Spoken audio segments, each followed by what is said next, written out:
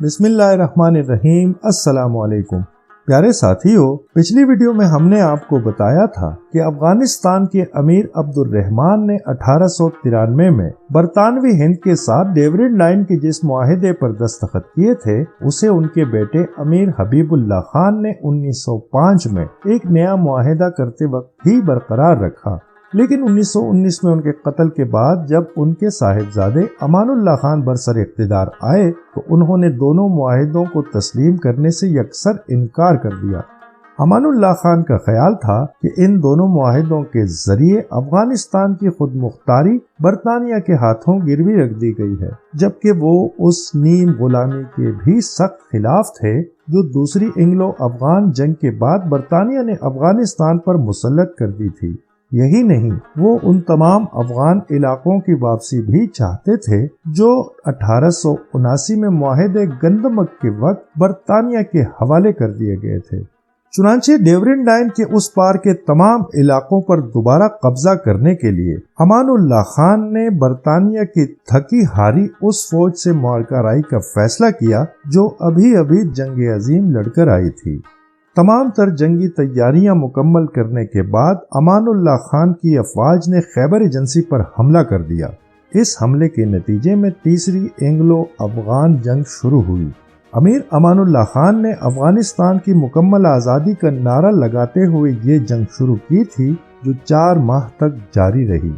ان کا خیال تھا کہ وہ برطانوی ہند کی افواج کو بآسانی شکست دے کر اپنے تمام علاقے واپس لے لیں گے، لیکن ان کا اندازہ غلط ثابت ہوا۔ دونوں افواج اس جنگ کے دوران ہم پلہ رہیں، تاہم برطانوی ہندوستان کی فوجوں نے نہ صرف افغانستان کو کوئی علاقہ نہ لینے دیا بلکہ کچھ جگہوں پر افغان فوجوں کو بھاری نقصان بھی پہنچایا۔ جنگ جتنی طول پکڑتی جا رہی تھی، افغانستان کا نقصان بڑھتا جا رہا تھا۔ چنانچہ نوشتے دیوار پڑھتے ہوئے امان اللہ خان نے جنگ بندی پر رضامندی ظاہر کر دی۔ اس جنگ کے نتیجے میں ایک نیا معاہدہ وجود میں آیا جو ڈیورنڈ معاہدے کی توثیق ہی کہلاتا ہے۔ 8 اگست 1919 کو افغانستان کے وزیر داخلہ علی احمد خان نے راولپنڈی میں برطانوی ہند کے ساتھ جس نئے سمجھوتے پر دستخط کیے اس کے مطابق برطانیہ نے سالانہ گرانٹ اور راہداری کی سہولت تو واپس لے لی، لیکن افغانستان کی آزادی و خود مختاری کو پہلی بار مکمل طور پر تسلیم کر لیا۔ اس معاہدے کی شق نمبر 5 میں واضح طور پر درج ہے کہ افغان حکومت ہندوستان اور افغانستان کی وہی سرحد تسلیم کرتی ہے جو امیر حبیب اللہ خان نے تسلیم کی تھی۔ یوں 1919 میں پہلی بار ڈیورنڈ لائن معاہدے کی مدت بادشاہ کی زندگی تک برقرار رہنے کی پابندی سے آزاد ہو کر دائمی بن گئی اور ڈیورنڈ لائن کو دونوں ریاستوں نے بین الاقوامی سرحد تسلیم کر لیا۔ 22 نومبر 1921 کو کابل میں دونوں حکومتوں کے درمیان ایک اور معاہدہ ہوا جس میں ایک بار پھر یہ دہرایا گیا کہ فریقین افغانستان اور ہندوستان کی وہی سرحد تسلیم کرتے ہیں جس کی توثیق 1919 کے معاہدے میں کی گئی تھی۔ اگرچہ یہ ایک تجارتی معاہدہ تھا لیکن انگریزوں نے اس میں ڈیورنڈ لائن والی شق برقرار رکھی۔ چنانچہ دوسری بار معاہدے کو شخصی کے بجائے ریاستی بنا دیا گیا اور 1919 اور 1921 کے معاہدوں میں امیر امان اللہ خان کی حکومت نے ڈیورنڈ لائن پر بین الاقوامی سرحد کی مہر از خود لگا دی، کیونکہ معاہدوں میں امیر کی جگہ افغانستان کا لفظ استعمال کیا گیا تھا۔ 1921 کے اس معاہدے کے وقت برطانیہ کی نمائندگی ایک سینئر ڈپلومیٹ سر ہنری ڈوبس نے کی۔ کوئی بھی فریق 3 برس بعد معاہدے سے دستبردار ہو سکتا تھا، لیکن نہ ہی برطانوی ہند اور نہ ہی امیر امان اللہ خان کی حکومت اس سے الگ ہوئی بلکہ اسے برقرار رکھا۔ 1930 میں برطانوی ہند کی حکومت نے افغانستان کے نئے بادشاہ محمد نادر شاہ سے ایک بار پھر معاہدے کی تجدید کی اور 6 جولائی 1930 کو نادر شاہ کے بھیجے گئے سفارتی خط کو اپنے ریکارڈ کا حصہ بنا لیا جس میں کہا گیا تھا کہ سابقہ معاہدات نہ صرف توثیق شدہ ہیں بلکہ انہیں مکمل نافذ تصور کیا جائے۔ دونوں ریاستوں کے معاملات سکون سے چلتے رہے یہاں تک کہ افغانستان میں ظاہر شاہ برسر اقتدار آئے۔ 1946 میں ایک دن اچانک ظاہر شاہ کی حکومت نے ایک خط کے ذریعے مطالبہ کیا کہ اب چونکہ برطانیہ بر صغیر چھوڑ کر جا رہا ہے लिहाजा डेवरेंट लाइन के लिए एक नया मुआहिदा किया जाए, लेकिन बरतानवी हुकूमत ने यह मुतालबा सख्ती से रद्द कर दिया, जिस पर अफगानिस्तान की हुकूमत ने खामोशी इख्तियार कर ली। ताहम पाकिस्तान बनते ही डेवरेंट लाइन का मसला उठा दिया, जिसे वो आज तक उठा रहा है। हैरत की बात यह है कि अफगानिस्तान सिर्फ डेवरेंट लाइन मुआहिदे की ही मुखालफत करता आ रहा है। साबका रूसी रियासतों के साथ शुमाली और ईरान के साथ मगरबी सरहदों को बरतानिया की तरफ से तय करने को उसने कभी चैलेंज नहीं किया, लेकिन कितनी अजीब बात है कि डेवरेंट लाइन के उस मुआहिदे को वो तस्लीम करने को तैयार नहीं है जिसे अमीर अब्दुर्रहमान के बाद 37 बरसों के दौरान यके बाद दीगरे 3 बादशाहों ने तस्लीम किया और 1893 से 1930 तक 5 मुआहिदों के जरिए उसकी तौसीक की गई।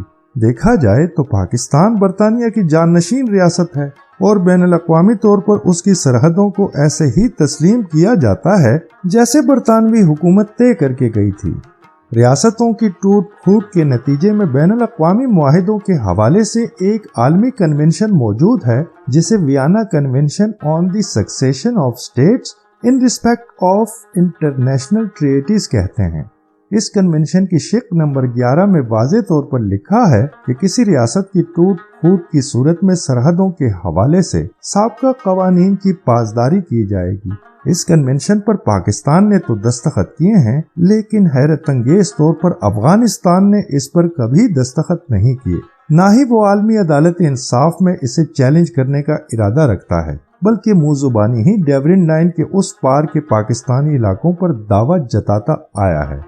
हालांकि शुमाल मगरबी सरहदी सूबे पर यानी मौजूदा पख्तूनख्वा पर पाकिस्तान ने अपनी आज़ादी के बाद अंग्रेजों और सिखों की तरह कब्जा नहीं किया, बल्कि ये तमाम इलाके एक रेफरेंडम के जरिए बरतानवी इक़्तिदार के आखिरी दिनों में अपनी मर्जी से पाकिस्तान में शामिल हुए थे। रही ये बात कि डेवरेंट लाइन मुआहिदे की मुद्दत 100 साल थी, तो इसमें कोई हकीकत नहीं है।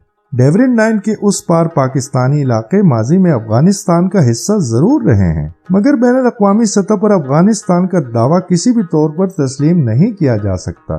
दुनिया में कोई मुल्क ऐसा नहीं है जिसकी सरहदें तब्दील ना हुई हों। बहुत से इलाके एक वक्त में किसी और मुल्क के पास थे और आज किसी और मुल्क के पास हैं। सल्तनत बरतानिया सैकड़ों साल दर्जनों ममालिक पर हुकूमत करने के बाद आज उनसे मुकम्मल तौर पर महरूम है। सल्तनत उस्मानिया और फ्रांस की कॉलोनियां भी आज उनके पास नहीं है। यूनान ने तो आधी दुनिया फतह कर ली थी। लाहौर को ही देख लें, जो किसी जमाने में अफगानिस्तान के पास था, जबकि बाज हिंदुस्तानी हुक्मरानों की सरहद काबुल तक फैली हुई थी। अगर इस बुनियाद पर मुख्तलिफ मुल्कों ने एक दूसरे पर दावा जताना शुरू कर दिया तो कयामत तक जंगों का ना खत्म होने वाला सिलसिला शुरू हो जाएगा। अब अगर अफगानिस्तान पश्तूनों की बात करता है तो दुनिया की अक्सर सरहदें ऐसी हैं जिनके दोनों तरफ एक ही नस्ल से ताल्लुक रखने वाले, एक ही जुबान बोलने वाले लोग मौजूद हैं। खुद अफगानिस्तान की मिसाल ले लें, जिसकी सरहदों के दोनों इतराफ उज़्बक और ताजिक मौजूद हैं। लिहाजा अब वक्त आ गया है कि अफगानिस्तान जमीनी हक़ाइक़ का इदराक करके पाकिस्तान के साथ इस क़ज़िये का मुस्तकिल हल निकाल ले, क्योंकि जंग के जरिए तो वो पाकिस्तान से ये इलाके ले नहीं सकता, जबकि बैनुल-अक़वामी क़वानीन के तहत आलमी सतह पर उसके तमाम दावे मुस्तरद किए जाते रहेंगे। तो फिर साबित ये होता है कि दोनों बिरादर इस्लामी मुल्क हैं, इसलिए जंग व जदल तो इस मसले का हल नहीं है। मिल बैठकर एक दूसरे के लिए दिल के दरवाजे खोल देने चाहिए, क्योंकि दोनों ममालिक के माबैन अमन और सलामती के मामलात कायम हो जाएं तो इस्लामी अखुवत के रिश्ते समेत बहुत से ऐसे रिश्ते हैं जो हमें आपस में कुछ इस तरह जोड़ देंगे कि डेवरेंट लाइन जैसी सरहदों की कोई अहमियत नहीं रहेगी।